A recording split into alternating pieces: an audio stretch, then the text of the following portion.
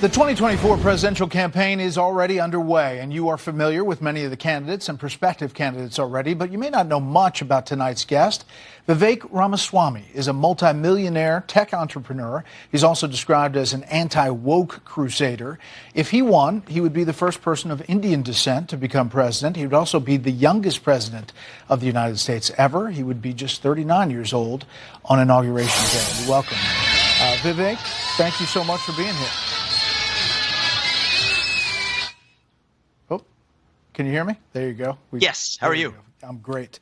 You are one of three declared candidates. The former president is one of them. The other is former UN ambassador and South Carolina Governor Nikki Haley. I want to talk to you about your campaign and how you're running it and what you want to do.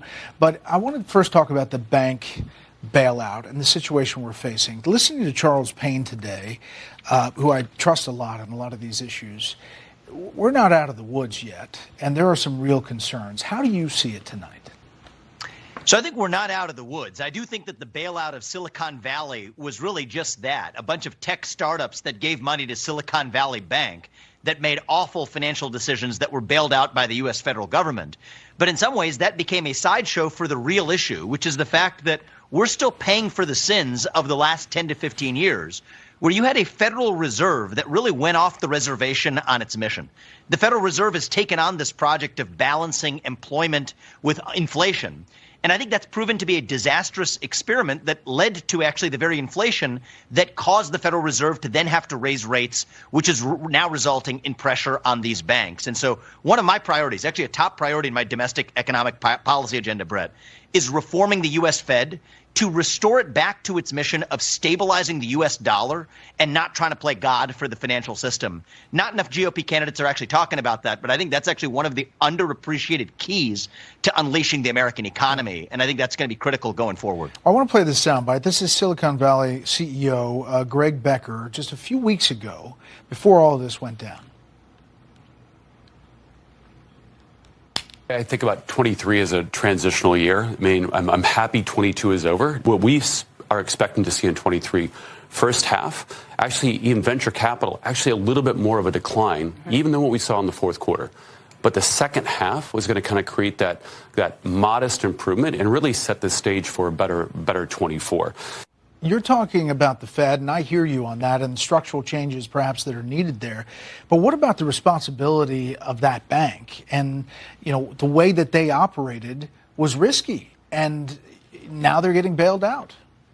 Oh, you hit the nail on the head. And the people who are getting bailed out, Bret, is really Silicon Valley itself. So what happened is that bank took risks they shouldn't have taken. They invested in mortgage-backed securities, which lose their value when interest rates go up. Well, a lot of tech companies in Silicon Valley put way too much money in that bank without asking questions and without diversifying. And what you have is a special interest lobby that called for a bailout. And last Sunday evening, they scared the United States into actually getting it. Now, the thing that's remarkable about this is it's not just the Democrats. I think the GOP, there are notable voices in the GOP that have been silent about this. I mean, I think Ron DeSantis' silence on this issue is actually deafening. It's notable because, you know what, the donor class in Silicon Valley, voices like David Sachs, prominent venture capitalists, really scared the country into saying that Silicon Valley specifically had to get the bailout. It's really just another example of cronyism and corruption in our system when it was Silicon Valley's bad decisions that led to their fate. If this had been an oil and gas bank in the middle of Oklahoma, there's little doubt in my mind it would not have gotten bailed out. But because it was Silicon Valley Bank first, they did get bailed out, and many voices in the Republican Party are captive to that donor class, which is why they've been notably silent. Your book, Woke Inc., was a big hit, New York Times bestseller. They wrote it up saying a young, successful entrepreneur who's now 2024 presidential candidate makes the case that politics has no place in business and sets out a new vision for the future of American capitalism. And you've been successful at business. How can you be successful at this campaign? If you look at the latest Real Clear Politics polls, you're not up there because you're not tracking in those polls as of yet. I know you're making the case around the country, but how do you make it successful? What do you run on? Yeah, so I'm running on a vision for our country, Bret. I think we are in the middle of a national identity crisis when faith, patriotism, hard work, belief in our country has disappeared. That's what actually creates the moral vacuum that allows wokeism and climate ideology and gender ideology to fill the void. And while many Republicans, myself included, have spent the last few years complaining about that and identifying the problem, I'm running on my vision to actually answer what it means to be American today. That's something nobody else in the party's doing, and I think it can actually be unifying for our country by reviving the shared ideals that set our nation into motion. And I also think the Republican Party should make it a tradition. There was somebody else about 7 years ago that wasn't running so well in the polls early on that came in as an outsider who I respect for what he did. That was Donald Trump. I think we need to make it a tradition in our party that for the presidency, the default choice should actually be an outsider to the system. But you're not going to get a career politician. Even take the deafening silence that I mentioned as a response to the Silicon Valley bailout from some voices, Ron DeSantis and others.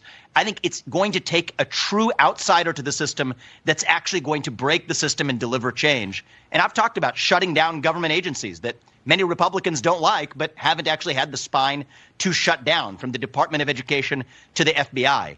Taking on affirmative action as well, something many Republicans don't mention. I think it takes an outsider to get that job done. I hear the swipe at Ron DeSantis not talking about the bank bailout. I think he put out a statement, but you don't talk much about the former president. You're running against the former president of the United States. You believe that your party is ready to move on past Donald Trump?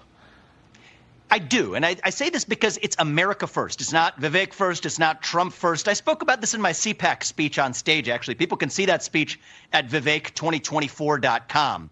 What I said is, look, I respect what President Trump did deeply. I'm an America first conservative as well. But to put America first, we need to rediscover what America is. And the question for the Republican primary, for the electorate right now, is, do we want a national divorce or do we want a national revival? And I think the way we unify this country isn't by showing up in the middle saying, can't we all compromise and get along? I think that ship has sailed. I think the way we deliver national unity is actually by embracing the extremism, the radicalism of the American ideals themselves, from free speech to self-governance to meritocracy. I think that's how we unify this country. And Bret, I'm running because I genuinely believe for the next generation, I'm the best positioned candidate to actually deliver national unity at a moment when I think many Republicans and most Americans, that's actually what we want. That's actually what we deeply need. We're hungering for that, and I'm running to deliver it. I want to ask one more question very quickly, and that is not getting a lot of unity in the Republican Party, and that's the issue of Ukraine and what comes next. Between the former president and the statement from Governor DeSantis, differing from the former vice president and former UN Ambassador Nikki Haley, where do you stand about where the U.S. should be going forward with Ukraine and what's happening with Russia there? So Ukraine would not be one of my top foreign policy priorities. I think my top foreign policy priority is declaring independence from communist China, and secondly, dealing with the fentanyl crisis south of our own border to protect our own border. But the understated part of the Ukraine crisis is really this. The Ukraine war is actually this. With one hand, we're giving aid to Ukraine, but people miss this. The Biden administration was the one major administration in the world that lobbied the EU against its ban on Russian oil imports. So what does that mean? With one hand, we're financing Putin's war machine. With another hand, we're giving money, American money, to Ukraine to fight against Putin. And that teaches us that actual national energy security and self-sufficiency is indeed geopolitical security and national security, too. That's something that nobody else is talking about, but a core part of my domestic policy agenda is unleashing American self-reliance when it comes to energy. And I think that's actually how we avoid getting into situations like we are in Ukraine in the first place. That's what I care about, is actually delivering solutions. Vivek, we really appreciate your time. I'm sure we'll see you on the trail. Thank you, Bret. All right, up next, parents are taking legal action against a social media app that's popular with teens.